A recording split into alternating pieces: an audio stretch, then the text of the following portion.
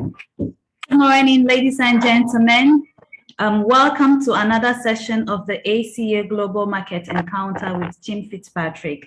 Today we'll be joined by two other guests. But before we go on to today's session, I'd like to appreciate our sponsors and partners for making it possible for us to bring this session to you every 2 Wednesdays. Please note that this session is being held in English with a simultaneous French interpretation. To access this feature or this service, kindly click on the globe icon on your screen, select a preferred language, and mute the original sound. To take us on for today's session is no other but Jim Fitzpatrick. Who is Jim Fitzpatrick? Jim Fitzpatrick is an award-winning consultant, business coach, and cashew specialist. His experience and knowledge have been gained over 30 years in the food ingredient sector, operating as a major importer of a range of food products and managing sourcing operations for natural ingredients such as oilseed, grains, edible nuts, edible seeds, spices, and dried fruits around the globe. He is known for his ability to forecast the market and see its challenges from a fresh perspective.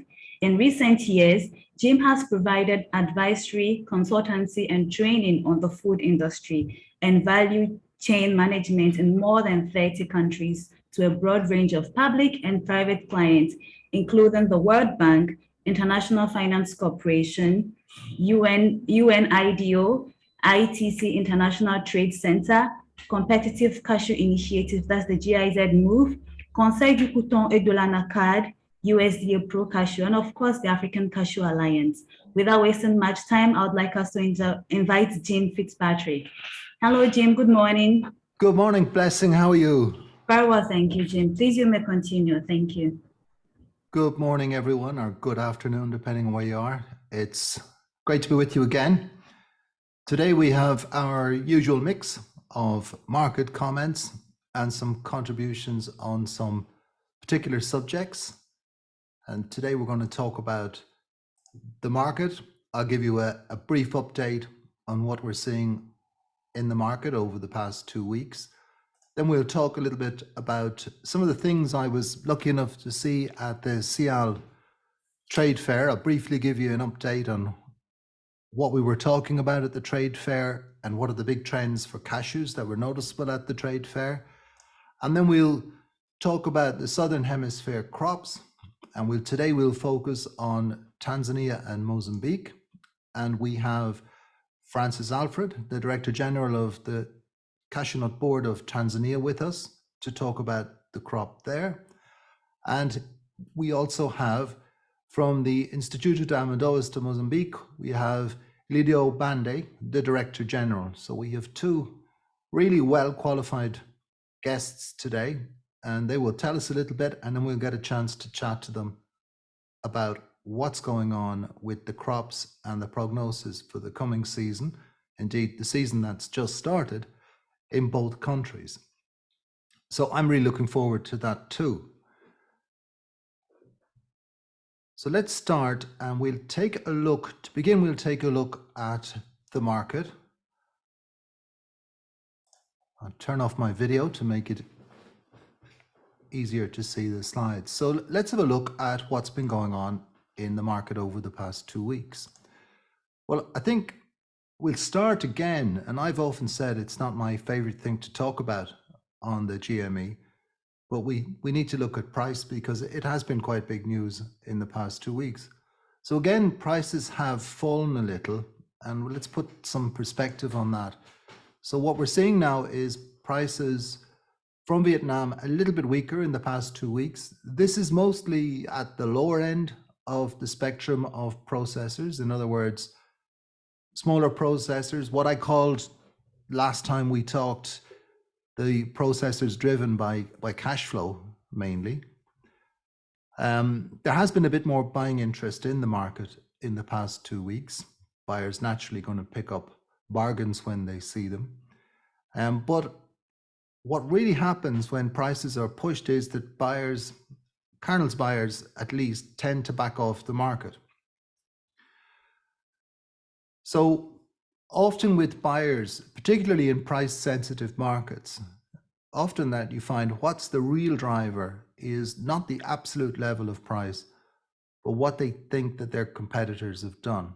Nobody wants to be the one who pays more than their competitors, particularly in markets that are driven by promotions and markets where private label has a big part to play. So in that sense, what often happens is as the market weakens, buyers step back and step back and step back, dragging the market down by their inactivity. If processors panic, if they start to chase the buyers, then the market drifts down. And that's exactly what we're seeing. It's a little bit better for African exporters, driven by the whole range of factors that we talked about 2 weeks ago. Quality, location, sustainability, lower freight rates. African processors are still making higher prices than their competitors in Vietnam. That makes sense, particularly for markets in the West, particularly for the United States and for the European Union markets. So looking at the current situation, yes, prices are a little bit lower. Yes, there has been a little bit more business done, but the ones that are chasing this market right now are medium and small Vietnamese processors, and that means that prices have drifted down, though they have stabilized. Put that in perspective, 5-year average, 5-year low, 2-year average, 2-year low, 2-year high. And as you can see, we are looking at a price level that's on the 5-year low. It is the 5-year low. It is a price level that is way below all of the averages. This is a time to be careful. There's no doubt about it. We could see quite a sharp reaction to low prices, and that can happen, as you know, that can happen really quickly. And when it does, it's sometimes easy to get caught, particularly if you're a processor looking for sales and you get drawn into maybe making forward sales at some of the lowest prices that we've seen. There's an old saying, I don't normally go for old sayings, but there is one, that the market looks weakest at the bottom. And that may be the kind of situation we're looking at right now. What happened previously when these situations arose? Well, we've got to go back a long way to find a time when prices were at the current levels. If we go right back to May 2009, we find prices around $2.40 for 320s. And it was in that period that we started to see some volatility. So this May 2009 is just post the Great Recession, as they've taken to calling it. At that time, we saw prices hit what were then record low levels. That was caused by a kind of uncertainty that developed around the recession. If you have been around long enough, as I have, to have seen that period around about September 2008, buying just stopped. It was like it hit a wall and just stopped. And at that point, prices started to fall, continued to fall into the new crop of 2009 and hit the bottom in May 2009. If that looks familiar, it should be, because it's very similar to what's just happened over the past year or so. If we look 6 months later, prices were 19% higher. If we look 18 months later, prices were 60% higher. And this, of course, was before the problems of the 2011 crop started to hit the market. So last time this happened, we saw quite a reaction. Now, I'm not predicting that that's going to happen. I'm not predicting anything. But what I am saying to you is that if and when the market turns, it can turn sharply. And we need to be careful about the kind of risks that we put ourselves in line for in that situation. Looking at the overall trend in prices over the longer period, we can see this kind of a trend where the market is stable, slowly rising, explodes upwards, as we saw in 2017, way over where it should have got, and then collapses. Then we reached a period where, just as the pandemic hit, we expected that prices would turn. In February, I remember at the World Cashew Conference in February 2020, prices had drifted down a little bit and people were expecting 320s to pick up and settle around $3.50 a pound. That didn't happen. It didn't happen initially because of the pandemic. And this pattern of the steady rise, followed by the bubble, followed by a correction, and then followed by an overreaction to COVID, has had a hugely negative effect on the sentiment in the market. So there's a great deal of uncertainty and lack of confidence. Now, as we'll come to in a moment, we're going to add on to that other layers of uncertainty and difficulty. And we see really why we've had this protracted period of lower prices. Why do I say that the reaction to COVID was an overreaction? Well, very simply because in 2020 and 21, we saw record imports of cashew kernels. We saw the biggest international trade in cashew kernels that we have ever seen. And when we compare 2022 to 2021 or even 2020, it may well be that we're getting a distorted comparison, simply because we're comparing an average, maybe difficult year with the boom year. We're comparing the reaction with the initial action. And a lot of this, I always think, is due to just poor market information, poor market intelligence. And one of the things we want to try and provide in these talks is a little bit more perspective on the market. So are we to think that there is some fundamental change in the cashew market that will never be recovered? Far from it. On the contrary, it's pretty clear looking at all the metrics that cashew kernels are undervalued at the moment. Let's see if we can dig a little bit into that and just see if there are any indicators elsewhere. So if we look at the US market, and I take the US market because apart from India, the US is the biggest market in the world. It's a price sensitive market, and it is currently seeing a downturn in the demand for tree nuts. So we have a look at monthly imports into the US. This is monthly imports of kernels into the US, and highlighted in red, you'll see the 2 months, July, August, the 2 months that we're dealing with. And the first thing to look at is that imports are lower. Imports in July and August have fallen away quite significantly, and I'm expecting the same when the September figures come out. And I'm expecting the same because we can look at shipments from Vietnam, the dominant supplier, and see that they're down, and that that's likely to follow through into import figures in the States.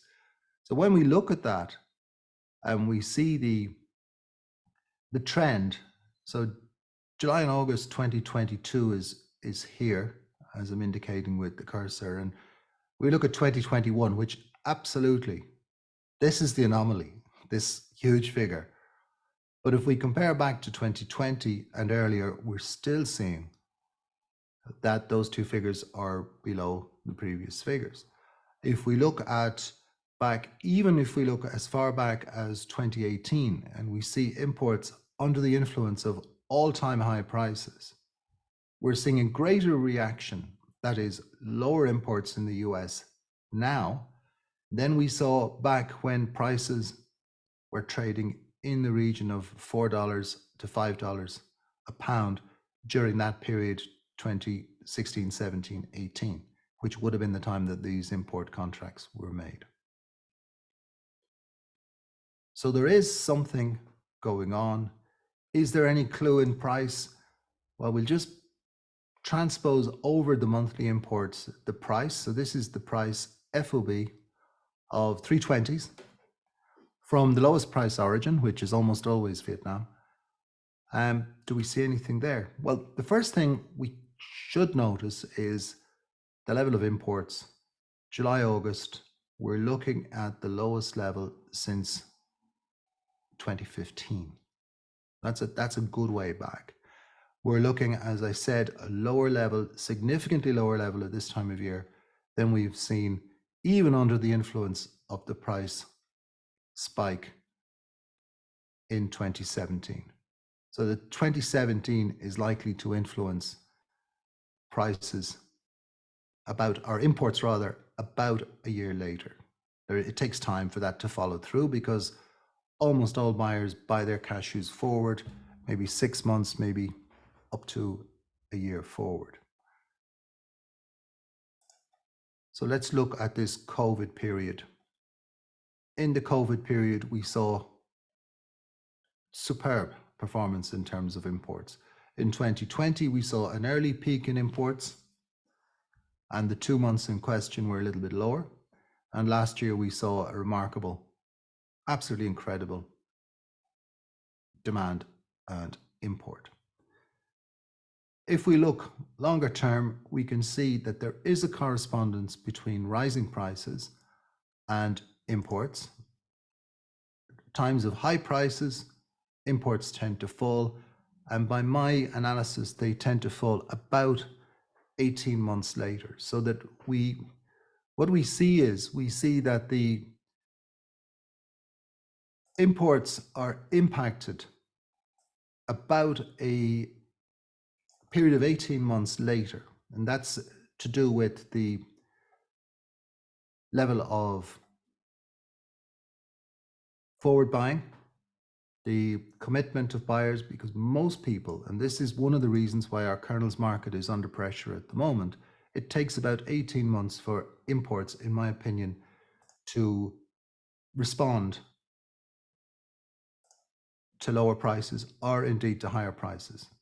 And that's a significant factor, and that's a factor which now processors with stock in hand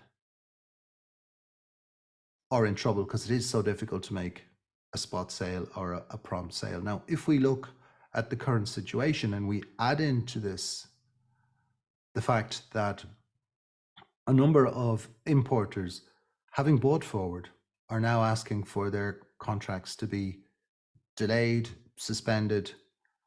They can ask that question because in times of high prices, the processors will ask just the same thing. So now we get a situation where if you want to sell forward, if you want to sell prompt and not forward, you might also not only be looking at stock on your warehouse unsold, but you might also look at contracts that you've contracted a long time ago being delayed. That hits your cash flow, and that adds fuel to the fire, so to speak, and makes the downward impetus low. So what we're talking about here is a big change in the sentiment. And why has that come about? Well, there are a number of factors. We're certainly looking at a loss of confidence, a loss of positive sentiment in economies at the moment, down to the return of inflation. I don't know where it is where you are, but where we are, inflation has been rising sharply. It's also been rising in other countries across Europe and, of course, in North America. People are not used to inflation. You have to go back a long way to find the kind of rates of inflation that we're looking at the moment, and they don't know what to make of it. So whereas inflation will lead to higher costs for a whole range of items, the question is, for many people, will it impact the consumption of tree nuts and cashews in particular?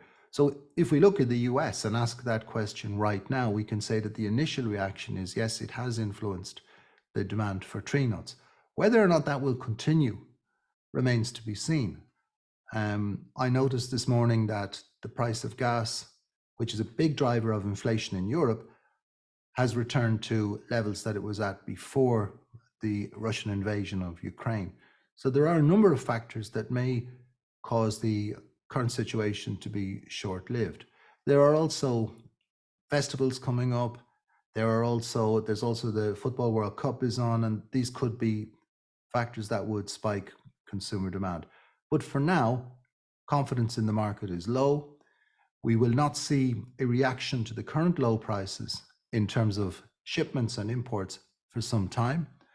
Buyers not particularly under any pressure to do anything. They won't start to think about missing the opportunity of low prices until those low prices start to turn around. So you've got a very confused picture. You've got the influence of the economic downturn. You've got post-pandemic inflation. You have the prospect in many countries of a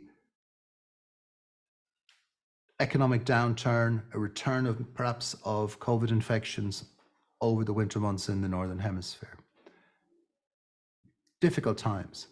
And the reaction of processors, and I think I pointed this out last time we talked, one of the reactions of processors in Vietnam has been to keep cutting prices in response to a lack of demand. Well, that just leads to a spiral of downward prices, and that's where we are right now. Let's have a look then at the situation in Vietnam. And we have a look at this. Obviously, these are my calculations based on figures from Vietnamese customs. I use the Vietnamese customs figures, always have, based on figures from trade reports for things like transit stock. And what we would have seen over the last month is that there has been a slight change in so much as that, yes, exports have fallen, and exports in the first half of October are really strongly down compared to last year. And again, let me just say, compared to last year is a big statement, because compared to any other year in history, exports are pretty good. But compared to last year, first half of October is 28% lower. This is also the fact for imports. Vietnam's imports are also significantly down. But let's not forget, imports are the tons, the stock recorded, imported into the country. They do not include transit stock. So something that's on the water, held in bond in the port, and that can be significant, as you can see on the blue bar.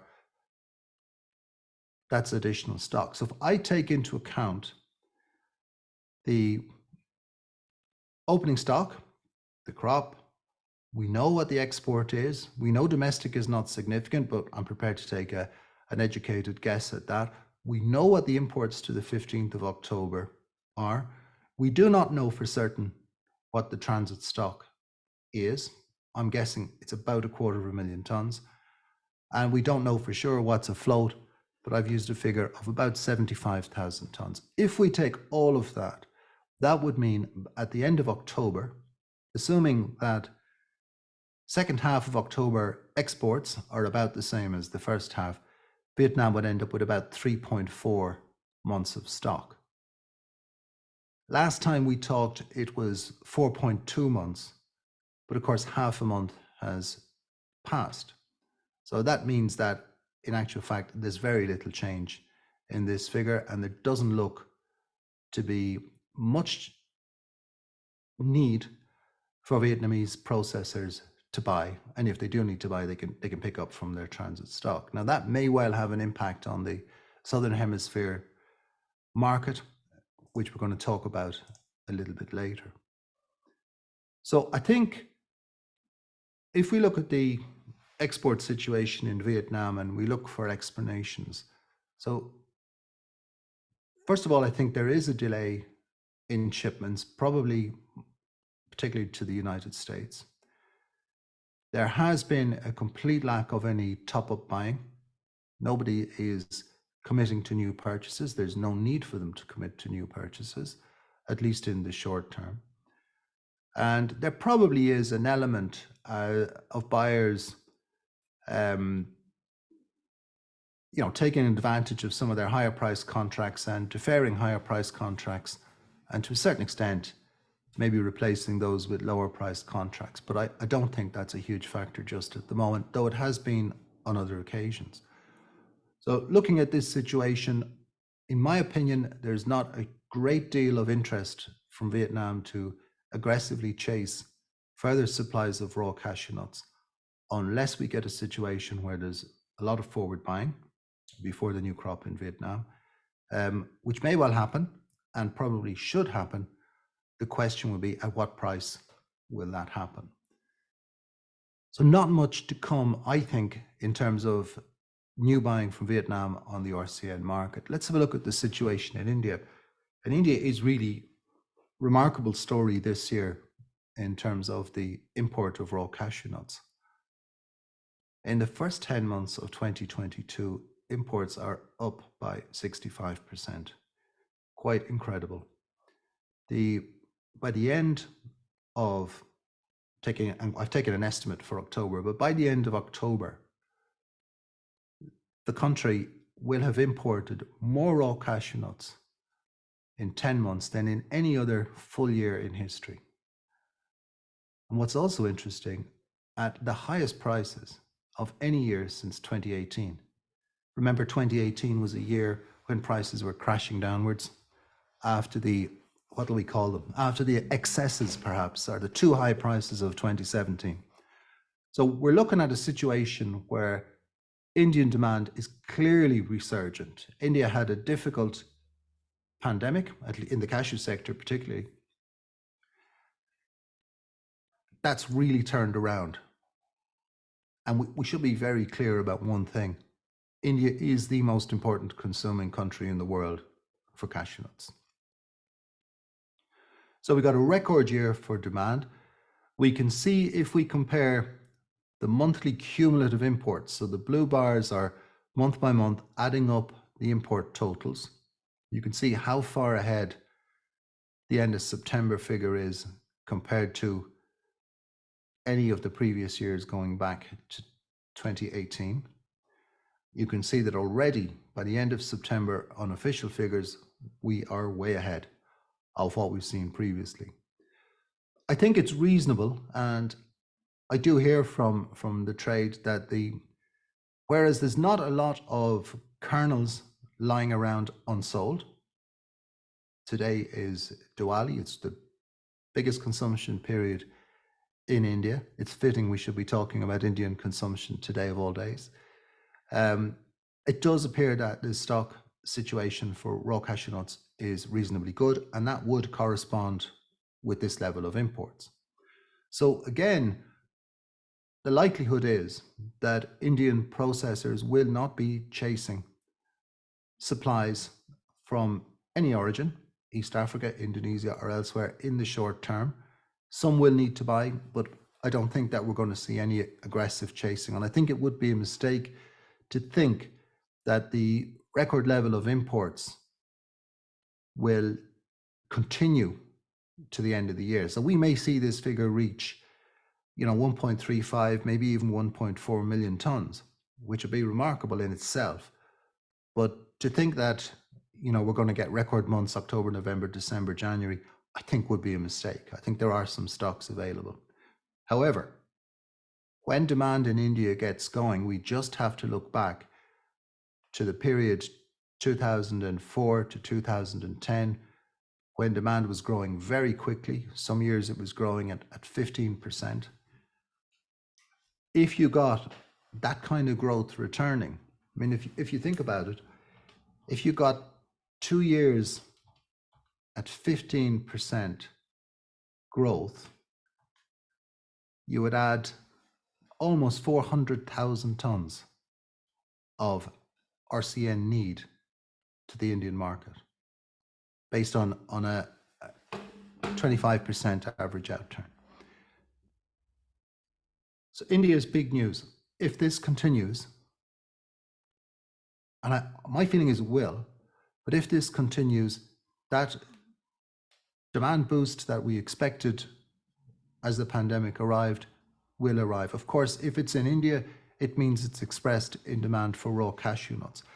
That, by the way, to my mind, doesn't necessarily mean higher prices for raw cashew nuts.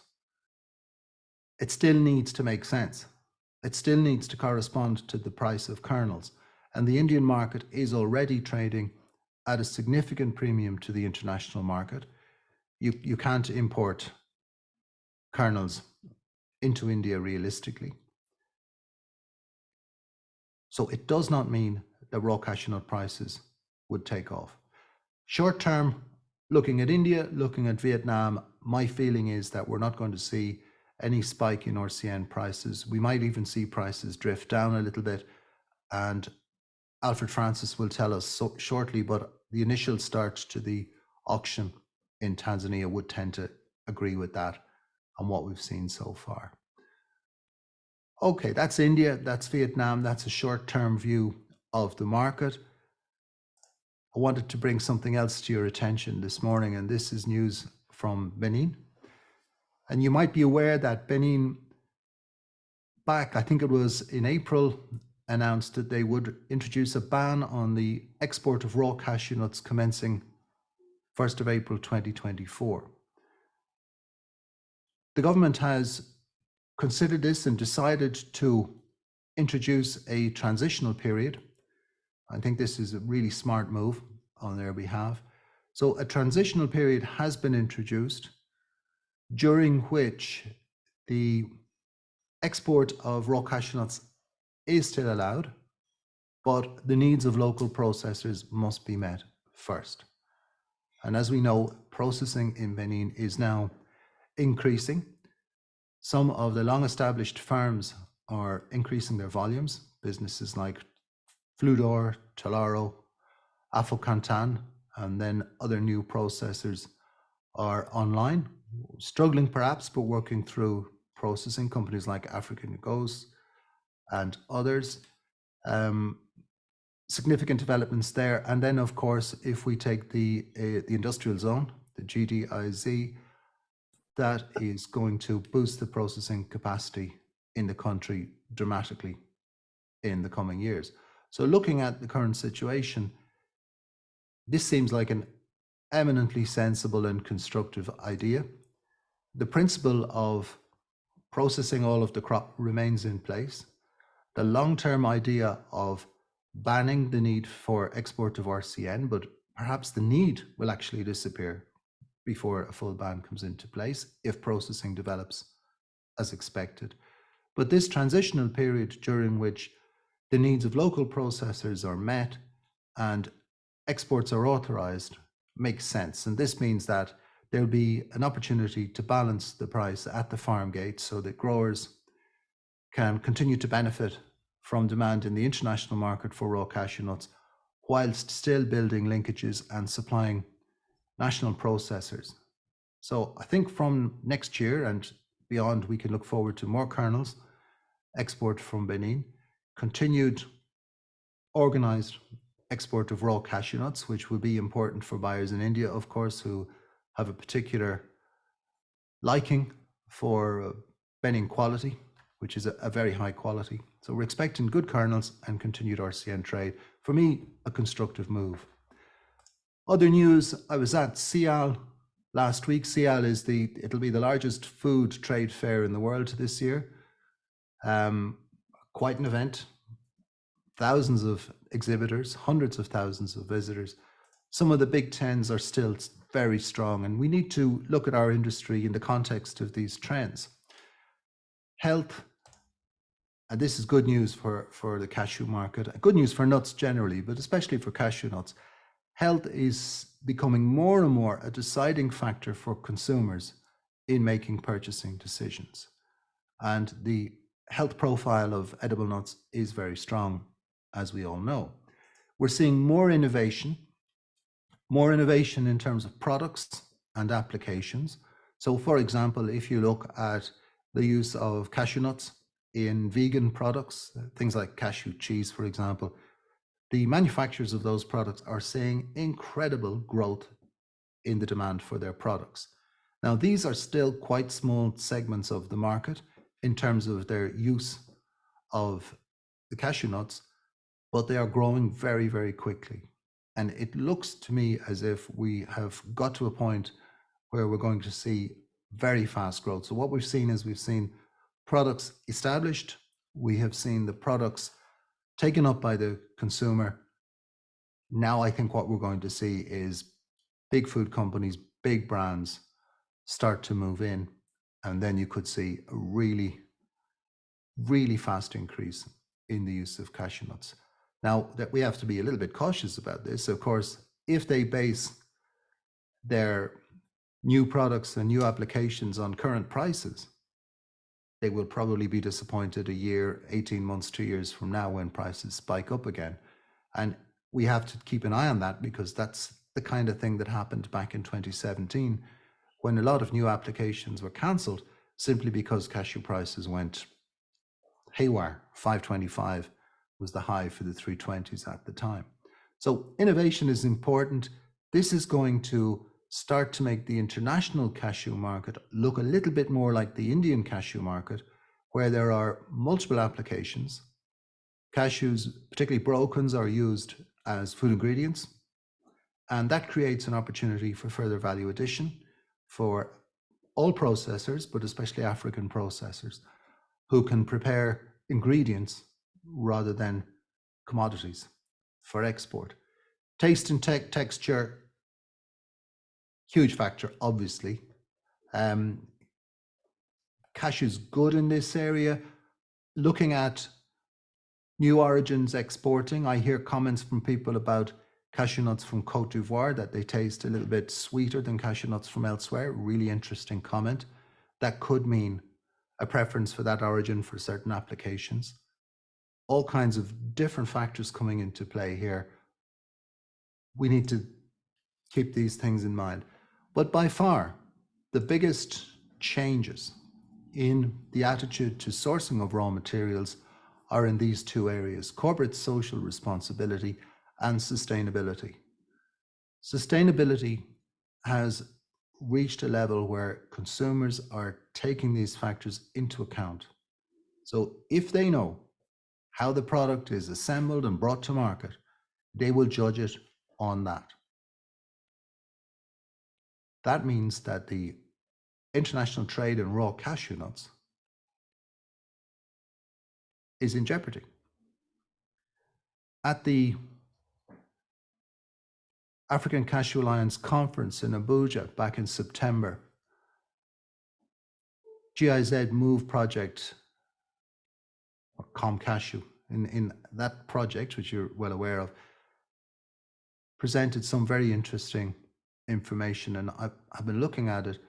And for example, that the carbon profile of locally processed at origin in West Africa cashew kernels is 30% lower than the same cashew nuts processed in Asia and shipped back to market. This is really significant for consumers. They're asking supermarkets, supermarkets are asking suppliers, suppliers are asking processors, and this is going to be a bigger and bigger factor. We need to take good notice of this in all origins, wherever you are. If you're in West Africa, you might be in an advantageous position on this, but it will have an impact everywhere, whether you are a primary processor or a secondary processor. Those were the general trends, pretty positive, looking at the long term. I had a look around then to see what I could see at the trade fair for African cashews, and I was delighted to see more African cashews on display than I have ever seen before. Also interesting was that there were more products from origin with secondary processing. So more consumer packs, more roasted products than ever before. And that applies to all origins. That applies to Vietnam, African cashews, Indian cashews, Brazilian cashews. The move toward further value addition, which is a really good idea, because it allows you to, obviously, to capture more value, but it also, as you add more value, you create more jobs, better jobs. You also reduce your risk in terms of the supply chain because you have a little bit more to play with. So these are the trends. There was nothing I saw at the trade fair that gave me any concern for the long-term demand for cashew nut kernels.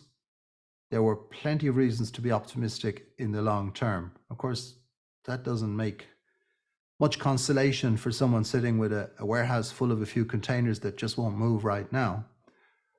But I do think that it points to the fact that this is a relatively short-term phenomenon that hopefully I think we should see resolved sometime just after the Northern Hemisphere crop next year.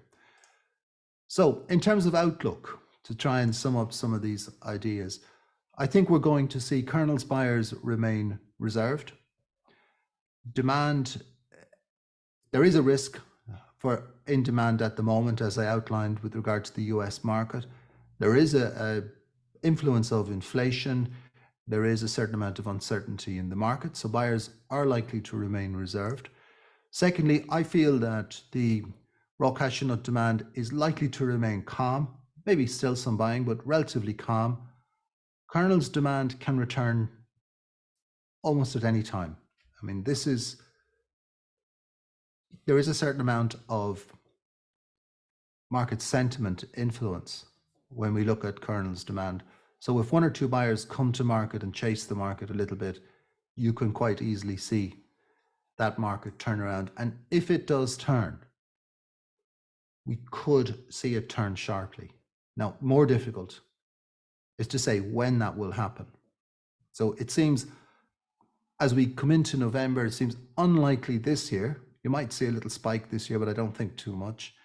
As we come into new crop Northern Hemisphere, unless there's a problem with the crop, it seems unlikely then. So I think probably what's most likely is that we'll see a sharp turn in price sometime next year, after the prognosis for the Northern Hemisphere crop is known, and after we start to see demand adjusting to lower prices. You do have this strange phenomenon, by the way, in the market, that most processors want to increase their prices for reasons of higher cost.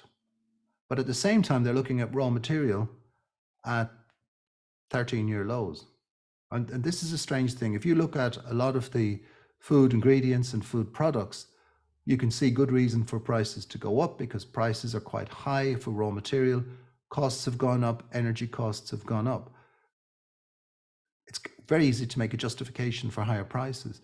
But if you look at retail prices in Western markets particularly, they are very high compared to the price of raw material. Costs have gone up.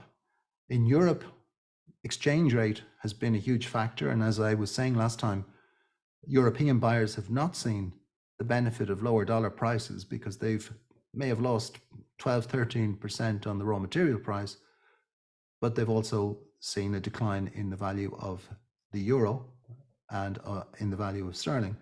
And that obviously has an impact on their cost structure. So it's less clear in Europe than perhaps in the US, where lower prices will eventually have a big impact.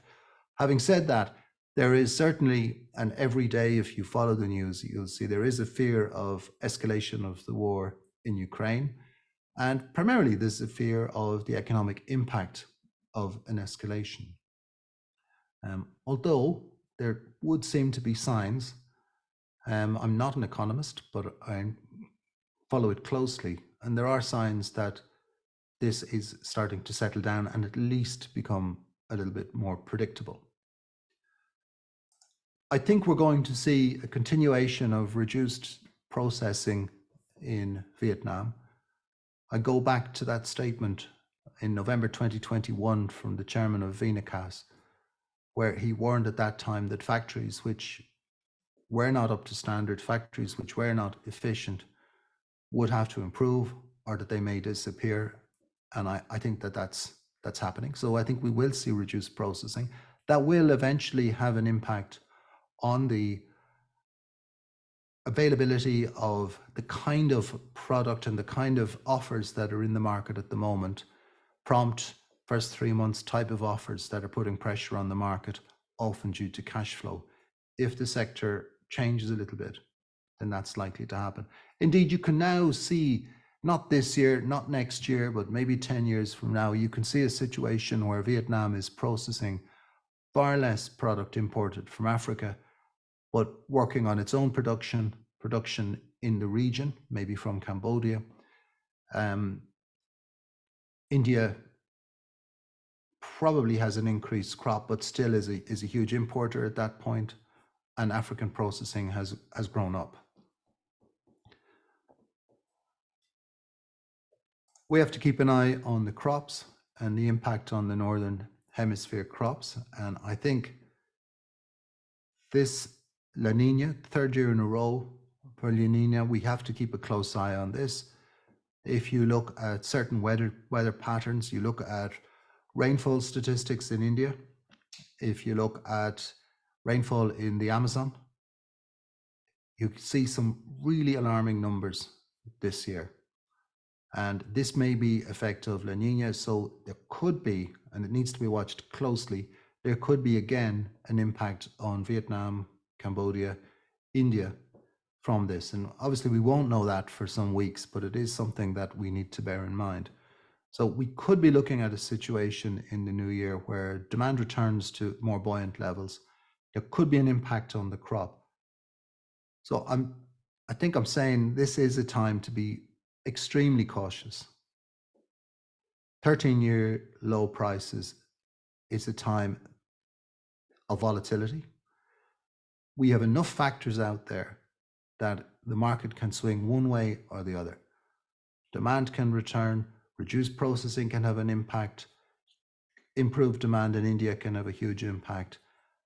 If any of these things come into line, if we were to get an impact on the crops, particularly Cambodia, Vietnam, as we saw last year, then you could see this market turn around closely. So time for caution, time to do good research before you make any decisions.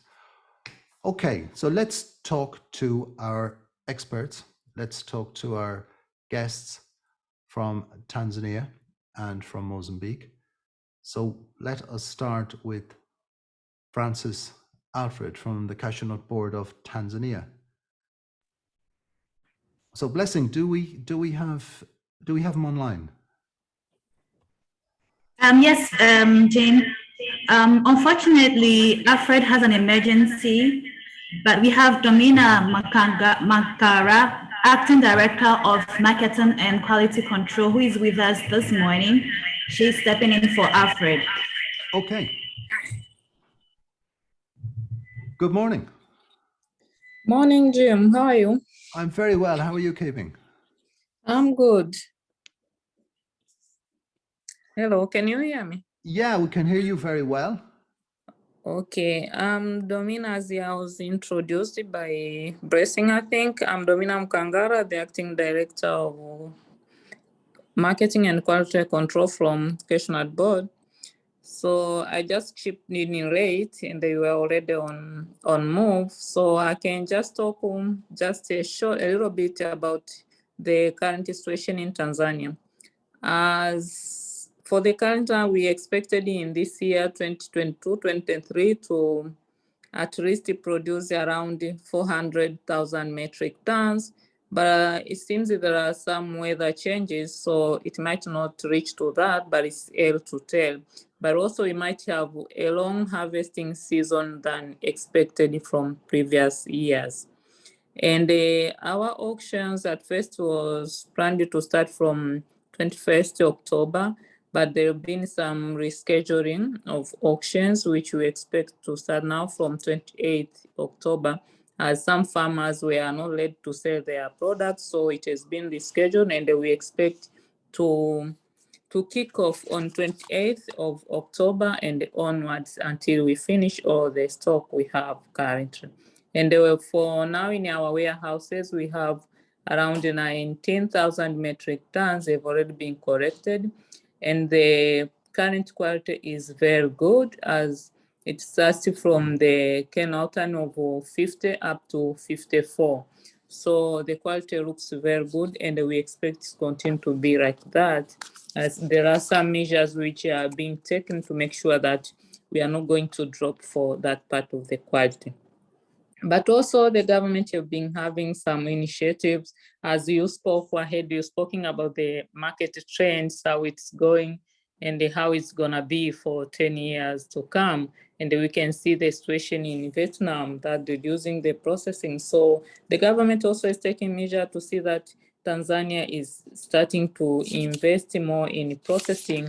And you can see for the last year, we processed around 4,000 metric tons, and we expect for this year at least to be twice that, so to reach around 30,000 metric tons. There have been some few processing factories which are expected to start to process, adding on the previous one, but also allowing all local processors to procure their raw cashew nut directly from farmers and not use those auctions as exporters they are using. This can help them to procure at a reasonable price, but also to be competitive in the market with other processors.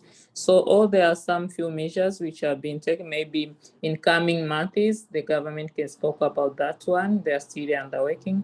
And this is all done by seeing how the market is so volatile and it's going to affect our farmers if it continues to be like that. So in short, I can speak about that, and I'm ready to answer any questions if we've been asked by participants in this session. Thank you. Thanks very much indeed. That's a really great summary. We were, I think we were all very happy to see that the access for processors back to the AMCOs and back to farmer groups was introduced. And this does appear to be having an immediate positive impact, from what I understand. There are new factories planned and there are new factories in action. Are there any incentives for processors in the country at the moment, apart from access directly to the AMCOs and to farmer groups now? Yes, Jim, there is another which have been there for a long time now. I think the processors who are supposed to export, they are not supposed to pay the export levy, which is $160 per ton, paid by exporters of raw cashew nut. So that has been a very big incentive for most of processors. But also we have some processing zones which they give at least around 10 years tax-free. It's called the Export Processing Zone Authority, and it's special for all investors which they will invest on their specific areas, but not all the areas. So far, that has been the incentive, the big incentives which have been offered. But currently also the government is still looking to add more incentives in order to attract more processors in cashew nut than other crops. So maybe we're expecting next year we might have some changes also in the attraction of those incentives. That would be good news. It would be good to see East Africa return to its place from many years ago as a major processing center. I know I was in touch recently with a new business in Mtwara called Coastal Nuts, which seems to be doing a great job in processing. They're just starting, and it looks like that they have a big future, along with some of the other projects. Coming back to the crop production, I don't mean to put you on the spot. I know you've been dropped in to this at short notice, but we were really surprised when we saw the figure of 400,000 tons as an estimate. Now, I know that longer term, it's quite likely that Tanzanian production will continue to grow quite quickly. What have been the real factors that have put the production this year in jeopardy? Has it been weather or inputs? What's happened to cast some doubt on the initial estimate? Okay, first by rising to that estimates, because we've expanded the regions for production. Previously, we used to only to produce in 5 major regions in this part of the coastal, but now we've expanded to 17 regions, and this was due to the programs which were initiated since 2017-18 of planting new cashew plants. So that was the main major which impacted that we have to reach to that point. But what it might be that what we are talking, that if it drops, there have been some weather changes in just, nobody can talk about it because it's just abrupt. That's all I can say. And the input so far is not a challenge due to the way the procedures we are using to procure those part of input. So the only thing which have been giving that challenge so far is the weather changes. That's all I can tell on that. Okay, so we're looking at lower than forecast crop due to the weather conditions, We've seen that a lot of places in recent years. What's really interesting is what you're saying about the extension of the cashew producing areas. So I'm just thinking if those trees were planted 2017, 2018, we should start to see from 2023 and onwards a real boost in the level of production, albeit that the weather is a little bit kinder than it has been this year.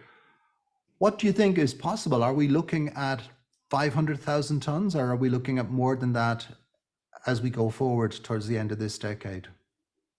In 2025-26, we are expecting to reach the 700,000 metric tons.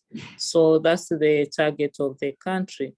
And as I spoke, due to that programs which was initiated, that's what made us to reach to that point. So if we, as you said, that there will be no other, everything will be constant. That's where we expect to be. Right. Okay, that's really good news, and it looks like there will be plenty of demand looking to buy those quality kernels. I presume, and that's an interesting thing that occurs to me, as the production has spread, are we looking at, I know there's a great culture in Tanzania of producing better varieties of trees. Are we looking at the same kind of quality that we've become used to, 50 plus, 52, 54 quality? Yes, Jim, that's I've spoken now. You can see what we are collecting now is from 50 to 54, and some areas you find you get 55. So it's a very good quality crop, and we are taking so much measures to ensure that we maintain this crop in that quality. That'll be something. 700,000 tons of 50 plus, maybe 52 plus product available in the market for processing. That could be a real game changer for Tanzanian processing and kernels export too. In 3 years to come, that 700,000, okay? Okay, that's good news. I hope that this year's crop isn't too much delayed. I hope that it's easily marketed, but stay with us. I'm sure that there are some of our guests would like to ask some questions. Stay with us for the moment, and I will move to our next guest, moving a little bit south to Mozambique, and the Director General, Mr. Bande, of the Instituto de Amendoas de Mozambique. Is he online, Blessing? Yes, I'm here. Ah, good morning, or good afternoon by now. Good afternoon. Yes. Okay. Yeah, I'm here with Madam Lucia. Good morning, everyone. Okay. Would you like to share some slides with us, or would you like to just talk about them? Yes, please. Ask the Blessing to show the slides, please. Please go ahead and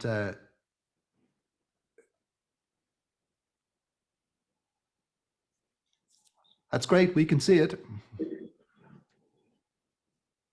You can see the slide on it.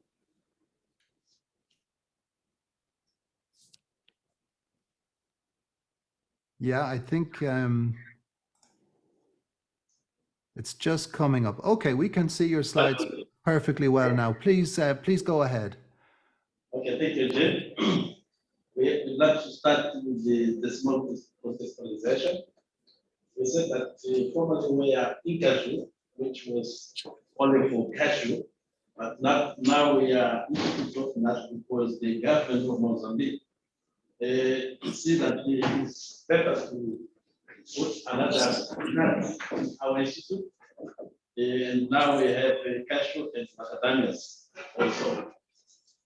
The institute nut is valued on more or less $5 million US in 2021, and we have projected and expect that in 2030 we reach $5,000 million US in this sector.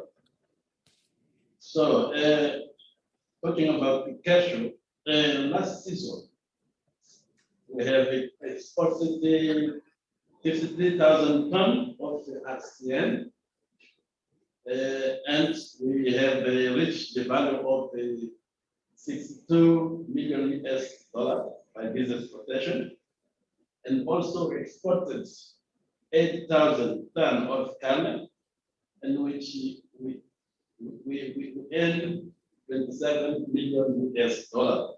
So in total, we have exported about 8 million US dollars last year. This figure shows you that the next slide, please.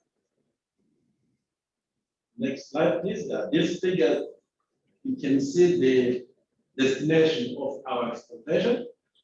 The main of the ASEAN exported went to India, and 70%, and 27% to Vietnam. But about the kernel, the figures changed. Main of the kernel we exported to Vietnam, and some to Europe, and less to US and SA. SA is starting to have some importance in the kernel exportation to Mozambique. Next slide, please. Here, I want to show you our program of seedling, which you can see that in 2021, we produced more or less 4 million seedlings, and the 2021 and 2022 we produced more, 1 million more, say 5 million. In terms of spraying program, we sprayed more than 7 million in 2021. In this season, we sprayed more than 8 million of cashew sprayed. About the commercialization, last season we reached 145 metric tons. And this season we expect to reach 1,047,000. About this current season, 22-23, next slide, please. Well, we'll pick off on 10th November, next month in Nampula province, which is the biggest producer and processor. As I said, we think that we will reach 147,000 tons. We have also the reference price for this season, which is more or less 37 metrical by kg, which is 0.557 US dollar. So as you see, it's less than the last season. It's less. But we have the good news also. The weather conditions are good in overall the country. So we see that our season will be good. The next slide show you that Nampula province is the biggest producer, and also Cabo Delgado is a big producer. Zambezi province and Mali province are the first 4 big producers in Mozambique. So the last slide, I want to say that we have some issues that are relevant for this season. We are developing new cultivars that we think that in the future will be more productive. We set up also plantation of the seedling in certain arid regions. We think that it will be a big program for smallholder in these regions. We have also public and the private partnership to overcome the logistic problem. I say, as the Jim said, we have a container and so on. We have also engaged some international cooperation to focus in research and development. In our institute, we have a unit for research and development. Also, we have to develop an efficient monitoring system for plantation and also for conservation. We have to create a cash business committee for the market intelligence. And also we have to look for funding. As you know, funding is very important for all the issues that we have. And also we have to continue to, in the policy reforms. Now we are revising our law of cash and its regulation. So that is the information that I have to share with you. And thank you very much. Muito obrigado. Jim? Well, thank you very much. That's a really good overview of the situation. It is very impressive that there are so many seedlings being produced and that the spraying program is hitting so many trees, 8 million, I think I saw there. How do you think that production will develop in the coming years? Are you looking at an increase in production, or will this program just manage to keep up with the decline in older trees? How is that seen over the next 5 years? Well, our seedling program will continue to develop, and also we introduce the polyclonal polyclonal seeds that we think that will take so very quickly to increase the tree production, because it's more easy to the farmer to use seeds as to use the seedling. So we think that the next 3 or 5 years we can reach maybe 300,000 tons. I don't know, but the head here, like we can help me to comment on this issue. Okay, I know that Mozambique was for many years the leading processing country in Africa based on the percentage of the crop that was processed nationally. But I also know that processors in Mozambique have had a tough time in recent years. I see you've dropped the guideline, the farm gate price this year, which seems to make some sense in line with the market. When these institutional policy reforms that you've mentioned, will that include incentives or support for processing?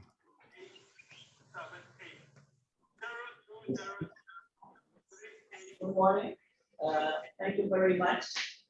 Regarding your question, just to paraphrase a little bit, the 2 past seasons has been very hard for the processor, but this season we start to see new investments, especially from Chinese group.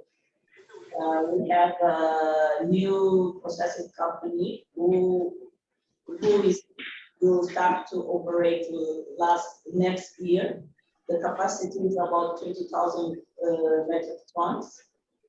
And very important is to mention that we are seeing also the local processor increase their capacity and export the kernels for the neighbor countries in Africa. So this is the new pattern. And when you talk about the new policy reforms, clearly, we will focus on supporting the processors because this is our major goal as a country. But take into account not only the United States market or Europe markets, but also target the niche market and focus on organic kernels as well. Thank you very much. That sounds really positive development. I did notice on the export of kernels that Vietnam is accounting for more than half the export of kernels last year. Are those fully processed kernels, or are they the unpeeled kernels? Or do we know? Those are unpeeled kernels.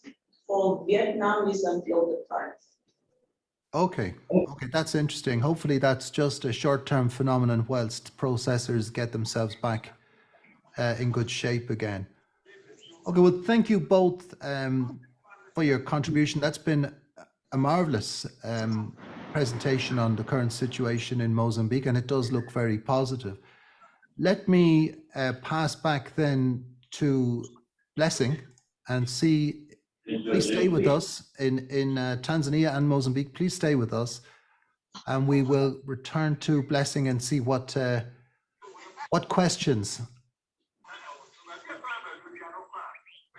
Blessing. Thank you very much, Jim. I have some questions on the Q&A feature. Maybe we can take those first. And if people have questions for Mr. Bande or Ms. Domino, we can ask those. The first question that I have here is, we talked about big trends so strong. Somebody wants to know, will new applications make a difference to pressure demand from African countries? Perhaps we'll get more for our audience that joined us today. You talked about big trends still strong, and the person wants to know, will these new applications make a difference to cashew demand from African countries? Yeah, I think it has that potential. I think that we will see a more even demand, particularly for broken cashews. I think that if African processors can identify the characteristics of their products, prepare them properly, food safe, that yes, it will probably initially on brokens, but eventually on all grades, it will improve demand around the world, and it will have particular impetus in Africa because people will be looking for sustainable origin processed products, and demand for those will improve. Just before we go on, I wonder if I could ask Mr. Bande to stop sharing the slides at this moment. Thank you. Okay, back to you, Blessing.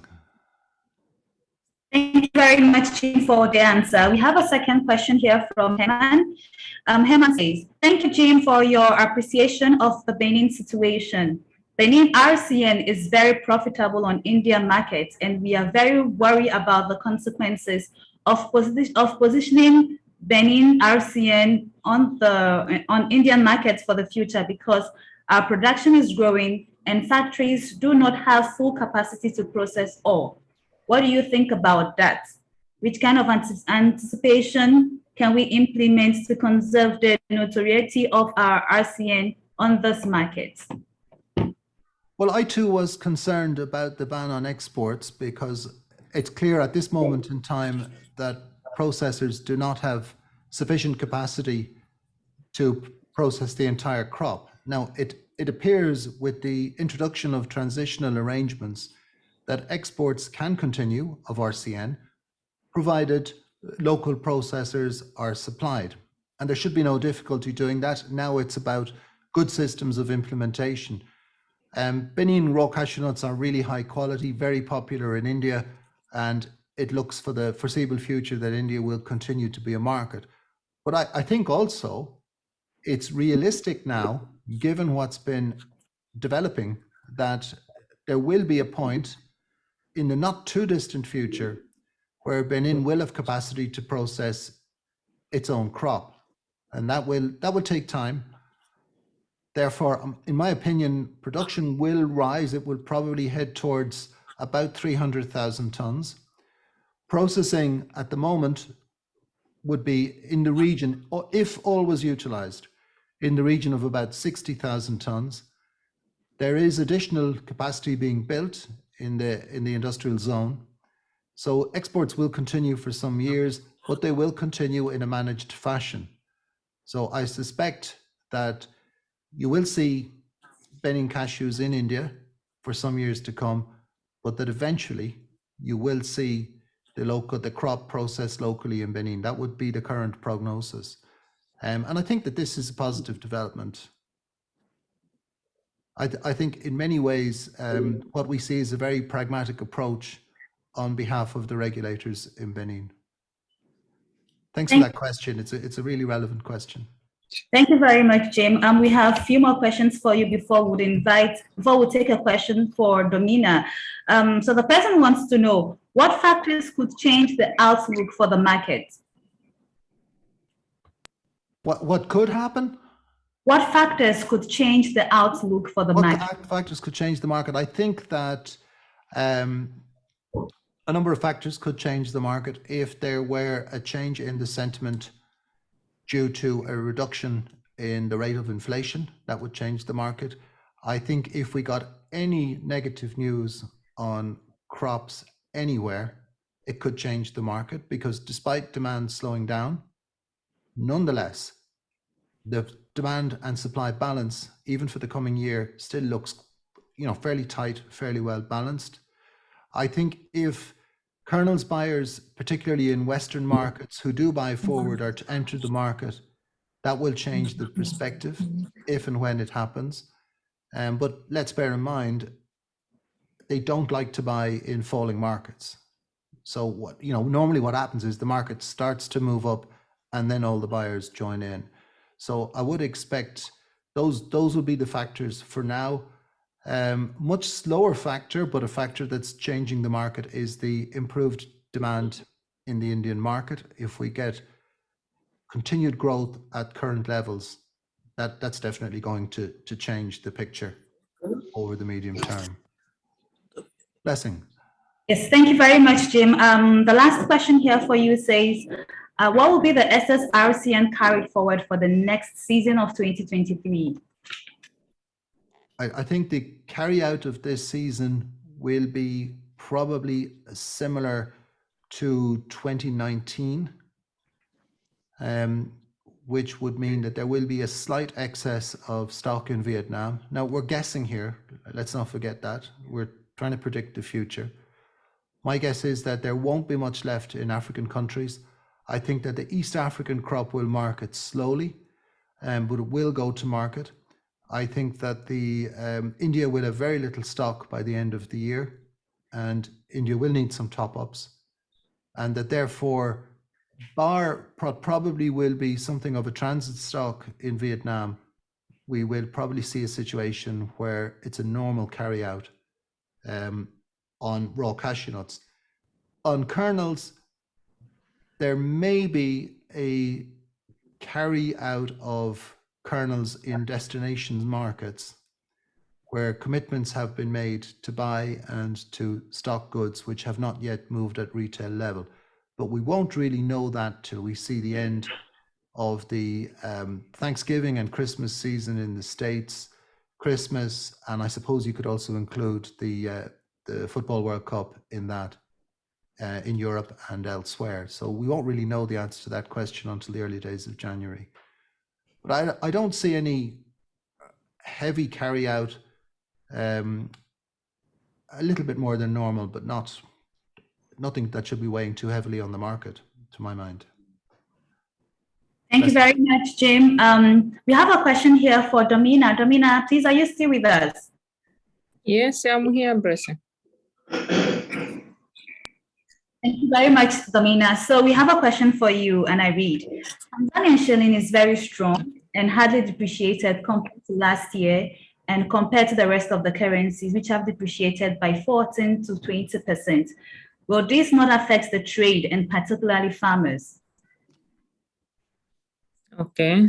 Thank you. Yeah, it's very true that our currency is not depreciated compared to other currencies, but as the current market going on, it has to have the effect to our farmers. So the government is looking for taking some local measures, but it will not interfere in cashew business. So that's what is expected to be taken in. Thank you very much, Domina. Jim, do you have anything to say to this effect, or we have a last question here from Nuhu. Maybe I should just take this question. Jim, do you think there is a need for setting up more processing factories, especially in West Africa? A need for more processing factories? It's happening. There is a need, there is an opportunity, and it is happening, both in West Africa and East Africa. And I think that will continue. And I think that the outlook for processing development has never been more optimistic. With regard to the currency factor, I mean, it's a very valid observation. Currency, particularly the strength of the dollar, is it's causing mayhem in the markets. It impacts at every level. But it shouldn't be, given that, for example, Vietnam buys most of its raw material in dollars and sells all of its process in dollars, it shouldn't be a huge factor for farmers, but we might see slightly lower farm gate prices. Thank you very much, Jim. Just so we are prepared for the next session, we'll be looking out for the 2 weeks before the next session. So the next session, we're going to hopefully have a guest from Brazil to talk to us about the Brazilian cashew sector. I had a really interesting conversation at Cial, and I'm looking forward to continuing that online during the next session. We'll talk about markets. I'm going to take a look at the supply-demand balance longer term for the next session, just to try and give ourselves some idea of where we might be 5-10 years from now. We've seen projected significant increase in production in Tanzania. We've seen a lot of activity in Mozambique, as very well explained to us by our guests today, to rehabilitate trees, to spray trees, and to plant new trees. So we're going to see an increase in production in East Africa. How will that affect the overall supply-demand balance? How will these new applications increase in demand in India? I'm going to number crunch that over the next 2 weeks and bring you some thoughts when we come together again. I think it's the 9th of November.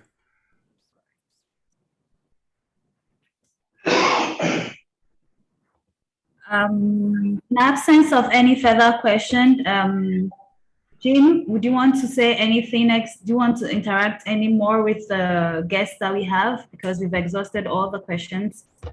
Okay, thanks, Blessing. What I would like to do is to thank our guests today.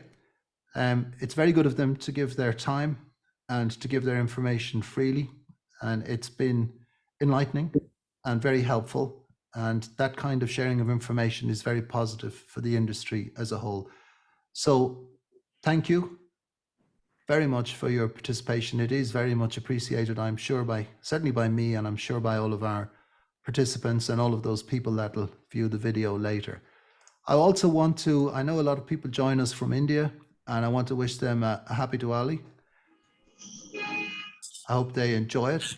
And I'm looking forward to the next session. Thanks to everyone. Thanks to you, Blessing, and thanks to our interpreters. Thank you very much, Jim, for another session of the Global Market Encounter. And thank you to both the Cashew Nuts Board of Tanzania and the Institute of Nuts of Mozambique for joining us today. Ladies and gentlemen, we have come to the end of another session of the ACA Global Market Encounter. And I would like to tell you that we'll be coming back again on the 9th of November for another session. But before that, we have prepared a special conference keynote, which will take place next week, Wednesday, the 2nd of November. And we are going to be looking at expanded insights in management of cashew trees. So join us next week, Wednesday. I know GME comes up on the 9th of November, but we have a special session next week, Wednesday from 9 o'clock GMT. Where we are going to be looking at expanded insights in the management of cashew trees. Please schedule, mark your calendars, and be here with next week. I would like to appreciate our speakers once again for making it possible for us to be able to speak to you another session market encounter. And we want to appreciate GIZ Move, USDA Prosper Cashew, Mayor SLI Cashew.